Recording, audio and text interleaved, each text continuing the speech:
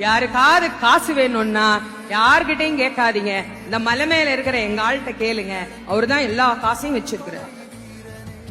அவர்கிட்ட போனா லோனே இருக்காது. நமக்கு லோனே இருக்க கூடாது அப்படின்னா ஒன்னும் மா லோன் இல்லன்னா மை லோன், 2 லோன் அவங்களே வச்சிருக்கிறாங்க. அதனால அங்க போயிட்டீங்கன்னா வாழ்க்கையில, ஏன்னா இப்ப எல்லாருக்குமே லோன்ல தானே வண்டி ஓடிக்கிட்டு இருக்கு. அதனால அதெல்லாம் இல்லாம இருக்கணும்னா இவர் காலை போய் பிடிங்க. என்ன கேட்டாலும் எங்க அப்பன் முருகன் கொடுப்பார். நீங்க என்ன வேணாலும் கேட்டு பாருங்க. நீங்கள் அவன் காதில் விழும்படியாக கேட்டு பாருங்கள், அவன் கண்டிப்பாக தருவான். நிறைய பேர் சொல்றாங்க, நாங்களும் கேட்டுட்டு தாங்க இருக்கிறோம், எங்களுக்கு அவன் கொடுக்க மாட்டேங்கிறான் அப்படின்னா, இறைவன் வெளியிலிருந்து நாம் கொடுக்கின்ற எந்த பொருளையும் தனக்கென ஏற்றுக்கொள்வதில்லை.